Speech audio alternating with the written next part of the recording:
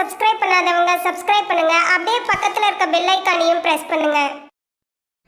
கடக லக்னம்.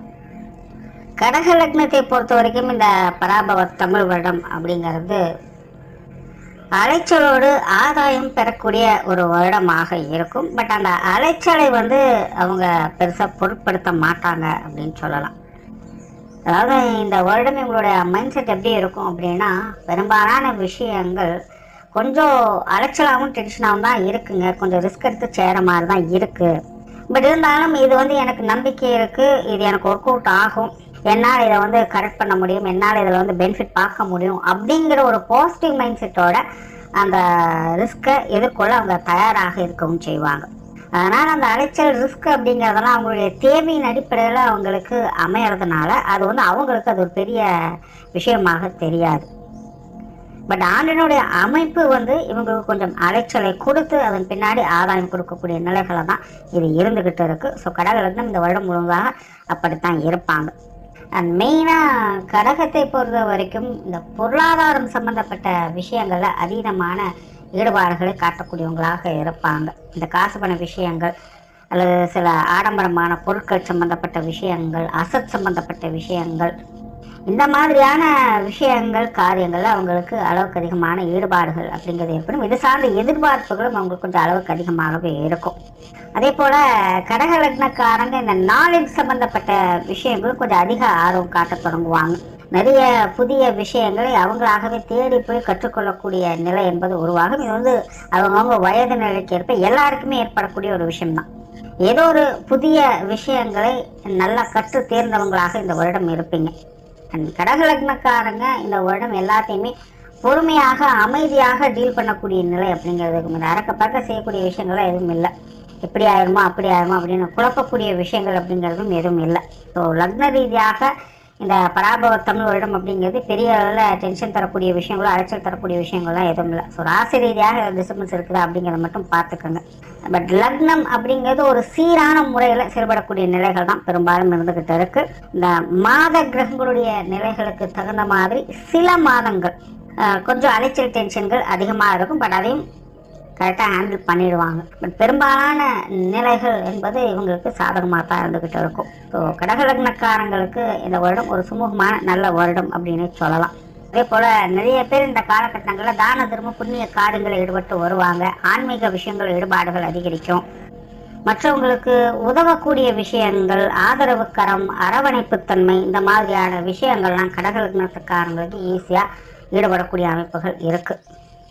பெரும்பாலும் இந்த கான்ட்ரவர்சியான விஷயங்களை கடகலக்னக்காரங்க முழுவதும் அவாய்ட் பண்ணத்தான் பார்ப்பாங்க. அந்த மாதிரியால் ஏதாவது பிரச்சனைகள் வந்தது அப்படின்னா அதெல்லாம் ஒரு பக்கம் இருக்கட்டுப்பா, நான் அப்புறம் பார்த்துக்கிறேன் அப்படின்னு அதிலேருந்து ஒதுங்கி போகத்தான் பார்ப்பாங்க. ஸோ எந்த ஒரு கான்ட்ரவர்சியான விஷயங்களாக இருந்தாலும் அது எல்லாத்தையுமே அவாய்ட் பண்ணிட்டு போயிடுவாங்க. ஈவன் அது பாசிட்டிவாக இருந்தாலும் சரி, நெகட்டிவாக இருந்தாலும் சரி, அது எதுவாக இருந்தாலும் பரவாயில்லப்பா, அந்த கான்ட்ரவர்சி எனக்கு நான் தலைவலி, எனக்கு நான் நிம்மதியாக இருக்கேன் அப்படிங்கிற மாதிரி அவங்க ஒரு நூலைக்கு தள்ளப்படுவாங்க. கெரியர் ரிலேட்டடான விஷயங்கள் இந்த வருடம் கடகத்துக்கு ஓரளவுக்கு சாதகமாகவே இருக்குது அப்படின்னு சொன்னால், இன்னும் கிளியராக சொன்னால் கடமைச்சு பலனை எதிர்பாராதே அப்படிங்கிற மாதிரி இவங்க வேலை செஞ்சுக்கிட்டு வருவாங்க. ஸோ கெரியர் ரிலேட்டடாக பார்த்தீங்கன்னா பெரிய முன்னேற்றம் அப்படின்னு சொல்கிறதுக்குள்ள, பட் அதுக்காக நெகட்டிவ் இம்பேக்ட் எதுவும் கொடுக்க போகிறது கிடையாது. வீண் விரயங்கள், செலவுகள், அலைச்சல்கள் போன்ற விஷயங்கள் மட்டும் கொஞ்சம் கவனம் எடுத்துக்கங்க. மற்றபடி தொழில், வேலை, உத்தியோகம் சார்ந்த விஷயங்கள் எல்லாமே இந்த வருடம் சுமூகமாக தான் இருக்கும். சிலருக்கு வேலை மாற்றம், தொழில் மாற்றங்கள் போன்ற விஷயங்கள் ஏற்படலாம் அல்லது கட்டாயமாக்கப்படலாம். புதிய வேலை வாய்ப்புகள், தொழில் வாய்ப்புகள் போன்ற விஷயங்கள்லாம் ஓரளவுக்கு சாதகமாக இருக்குது. ஸோ நல்லா தெரிஞ்ச விஷயங்களை தாராளமாக செய்யுங்க. தெரியாத விஷயங்களை கொஞ்சம் யோசனை பண்ணி பொறுமையாக செய்யுங்க.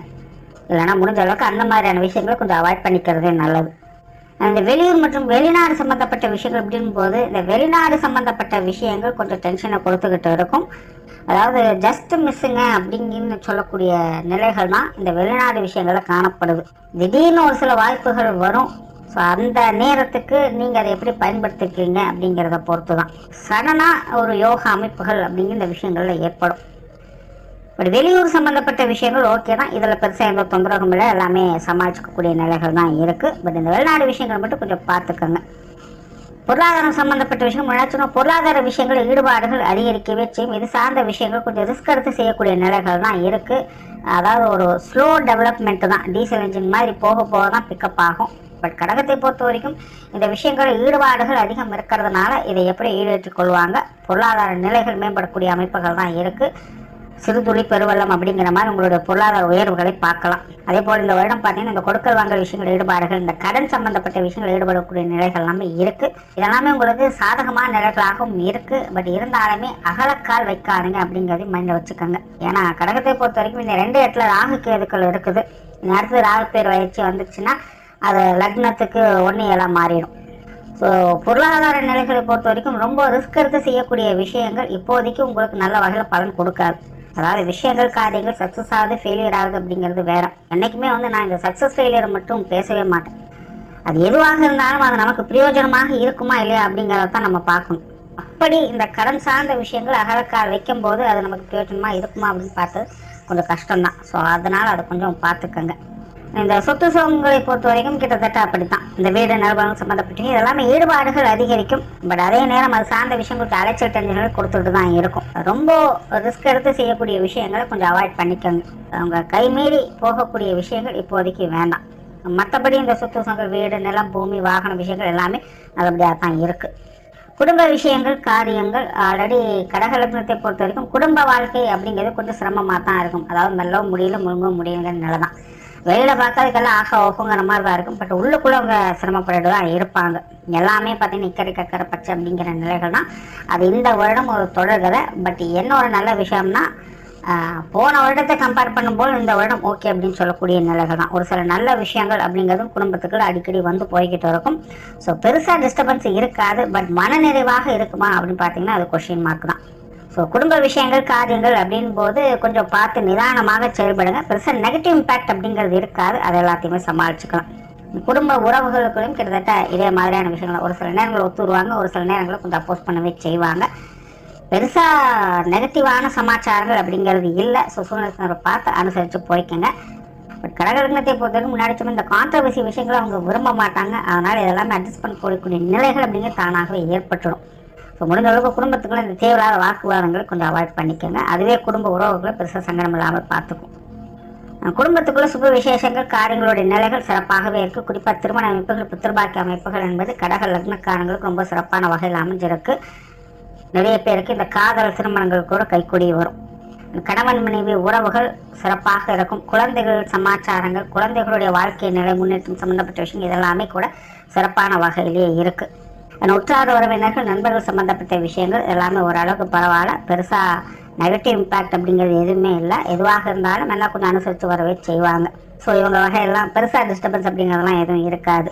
மாணவர்களுக்கு கல்வி வித்தை சம்பந்தப்பட்ட விஷயங்கள் சாதகமாகவே இருக்குது. பட் மாணவர்கள் அடிக்கடி கொஞ்சம் டிஸ்டர்பன்ஸ் ஆவாங்க. இந்த போட்டி பொறாமைகள் போன்ற விஷயங்கள் கொஞ்சம் அதிகரிச்சுக்கிட்டே இருக்கும். மாணவர்கள் இந்த விஷயங்களை மட்டும் கொஞ்சம் பார்த்துக்கங்க. மற்றபடி கல்வி வித்தைகள் அவங்களுடைய முன்னேற்றம் அப்படிங்கிறது கண்டிப்பாக இந்த வருடம் உண்டு. கடக லக்னத்துக்கு இந்த உடல்நலம் சார்ந்த விஷயங்கள் அப்படிங்கிறது கொஞ்சம் ஏற்ற இறக்கங்களாகத்தான் இருக்கும். அதனால் இந்த வருடம் கொஞ்சம் ஹெல்த் கான்சியஸோடு இருங்க. இப்போ ஓவராலாக கடக லக்னத்தை பொறுத்த வரைக்கும் இந்த வருடம் ஒரு சுமூகமான ஆண்டு தான். பட் பெரிய அளவில் பெனிஃபிட்ஸ் அப்படிங்கிறது எதிர்பார்க்க முடியாது. சிம்பிளாக நிம்மதியாக இருக்கேன் அப்படின்னு சொல்லக்கூடிய நிலைகளை பார்க்கலாம். நன்றி, வணக்கம், வாழ்க வளமுடன். மேலும் தகவலுக்கு எங்கள் சேனலை மறக்காமல் சப்ஸ்கிரைப் பண்ணுங்கள். நன்றி.